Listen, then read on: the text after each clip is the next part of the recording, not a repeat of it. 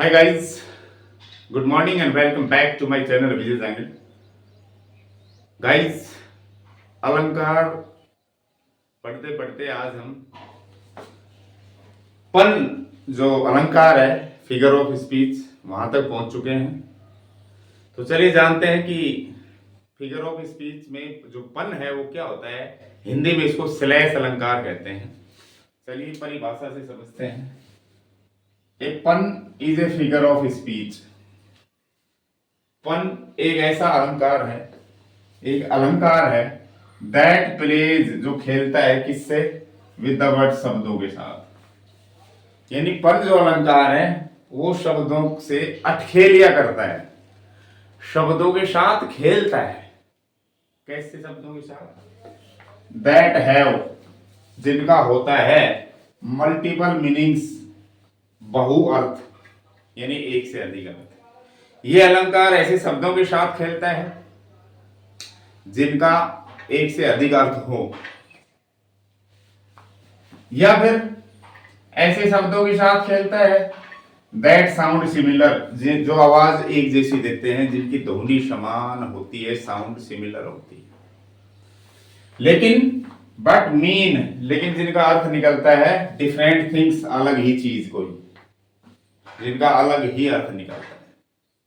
इसलिए यह अलंकार क्यों करता है ऐसा? Usually to create Humar, Humar पैदा करने के लिए, जो हास्य रस है, हास्य भाव, हर जो हास्य रस है वो उत्पन्न करने के लिए। तो क्या परिभाषा हुई कि स्लैश एक ऐसा अलंकार है जो ऐसे शब्दों के साथ खेलता है जिनके एक से अधिक अर्थ निकलते हैं, या फिर ऐसे शब्दों के साथ खेलता है जिनकी ध्वनि समान होती है लेकिन उनका जो अर्थ है वो अलग ही निकलता है, भिन्न होता है, सामान्यतः हास्य रस पैदा करने के लिए। निष्कर्ष ये है कि किसी वाक्य में कोई शब्द आ रहा है 2 बार या 3 बार, ठीक है, और हर बार उसका अर्थ अलग निकल रहा है। शब्द एक ही आ रहा है लेकिन उसका अर्थ अलग अलग निकल रहा है। ये कई बार ऐसा हो जाता है कि साउंड बराबर आ रही है शब्दों की, स्पेलिंग हालांकि अलग अलग है, स्पेलिंग अलग अलग है, लेकिन जो साउंड है वो एक जैसी है और अर्थ भी अलग ही है। तो दोस्तों वहां पर पन अलंकार होता है, स्लैश अलंकार होता है। उदाहरणों से आप अच्छी तरह समझ जाएंगे। देखिए, time flies like an arrow. आगे देखो, फ्रूट फ्लाइज लाइक ए बनाना। तो दोस्तों इसमें 2 शब्दों की पुनरावृत्ति हुई है। एक शब्द 2 बार आया है और दोनों बार दोस्तों इसका अर्थ अलग है। अर्थ सेम होता तो फिर अलग चीज हो जाती, लेकिन अर्थ अलग है, शब्द सेम है, तो यहां पर स्लैश अलंकार है। चलिए जानते हैं क्या अर्थ है इसका। दोस्तों फ्लाई, फ्लाई का FLY मक्खी होता है, और फ्लाई का दोस्तों उड़ना भी होता है। तो ये कह रहा है कि जो समय है वो फ्लाइज माने उड़कर जाता है, निकल जाता है, भाग जाता है। कैसे? लाइक एन एरो, एरो माने तीर होता है ना, धनुष में छोड़े जाने वाला। एक तीर की भांति समय दौड़ता है, निकल जाता है, गुजर जाता है। तो दोस्तों यहाँ फ्लाई का अर्थ है उड़ना, गुजरना, एक वर्ब है। चलिए इधर देखते हैं। दोस्तों यहाँ आते हैं फ्रूट फ्लाइज, यानी कि फल पर बैठने वाली मक्खियां, फल वाली मक्खियां। यहाँ दोस्तों वर्ब है ये लाइक, पसंद करना, केला। फल वाली मक्खियां केले पसंद करती हैं।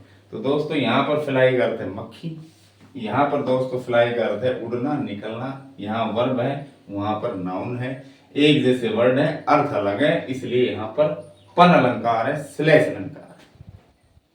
अगला देख, I used to a banker but I lost interest. अब यहाँ जो अलंकारिक शब्द है वो शब्द एक ही है, लेकिन यहाँ एक ही है लेकिन अर्थ 2 निकलेंगे यहाँ पर। भाई इंटरेस्ट का मतलब क्या है? रुचि। मेरा इंटरेस्ट नहीं है इस चीज में, मतलब मेरी रुचि नहीं है। और दोस्तों इंटरेस्ट का अर्थ ब्याज भी होता है। तो ये जरूरी नहीं कोई शब्द 2 बार आए, हो सकता है कोई शब्द 1 बार ही आ जाए लेकिन उसके अर्थ हम 2 लें।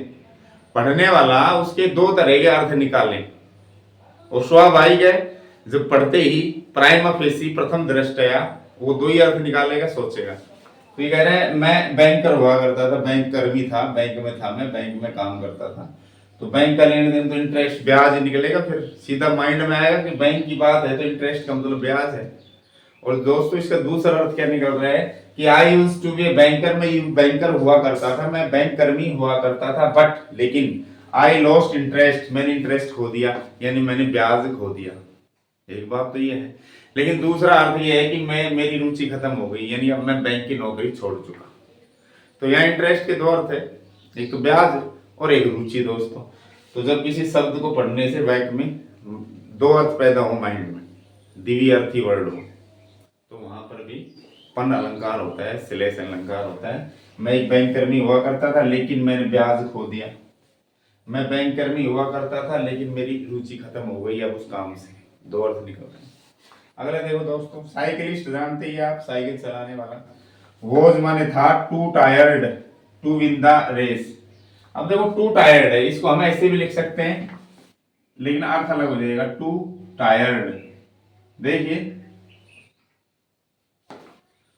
टू टायर्ड माने अत्यधिक थका हुआ, और दोस्तों ये भी टू ही बोलेगा और ये भी टायर्ड बोलेगा, ठीक है। तो साउंड समान है, देखो साउंड सिमिलर है, अर्थ अलग है। टू टायर्ड माने बहुत थका हुआ, और यहाँ साइकिल की बात करें तो टू टायर्ड माने दो टायर वाली, दो पहियों वाली, दो पहियों वाली। और दो पहियों के लिए हम यहाँ TYRED भी अगर कर दें तो भी गलत नहीं होगा, टायर TYRED। तो यहाँ जो मेन चीज है वो टू पर फोकस किया गया है कि टू माने दो और टू माने भी, अत्यधिक, ठीक है। तो ये कह रहे साइकिलिस्ट बहुत ज्यादा थका हुआ था, इतना थका हुआ था कि रेस दौड़ नहीं जीत सका। यह कह सकते हैं साइकिलिस्ट वॉज टू टायर्ड, यानी जो साइकिलिस्ट था वो टू टायर्ड था, मतलब उसकी जो साइकिल थी दो पहियों वाली थी। टू टायर्ड का मतलब दो पहियों वाली साइकिल थी, इसलिए रेस नहीं जीत सका। और दूसरा अर्थ है साइकिलिस्ट बहुत थका हुआ था इसलिए नहीं जीत सका। तो हमें स्पेलिंग पे ध्यान नहीं देना, साउंड पर भी ध्यान देना है। कई बार साउंड सिमिलर होती है, जैसे टू टायर्ड यानी बहुत थका हुआ, और टू टायर्ड यानी दो पहिए वाली, साउंड तो सेम है, अर्थ अलग है। तो यहाँ पर भी श्लेष अलंकार। अगले देखो दोस्तों, why did the tomato, tomato TOMATO, TOMATO, tomato, ठीक है। Why did the tomato, tomato का मतलब क्या होता है, टमाटर। और प्लस का मतलब दोस्तों शर्माना, या कई बार गुस्से में लाल हो जाना होता है। तो ये प्रश्न कर रहा है कि why did the tomato blush, ठीक है, कि टमाटर ब्लश क्यों हुआ, टमाटर क्यों शर्माया, या टमाटर क्यों लाल हो गया गुस्से में।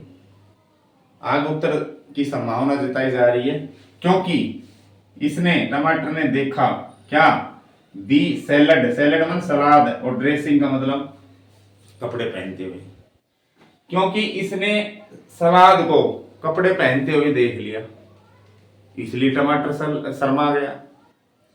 तो यहाँ ड्रेसिंग अर्थ है कपड़े पहनना, एक अर्थ।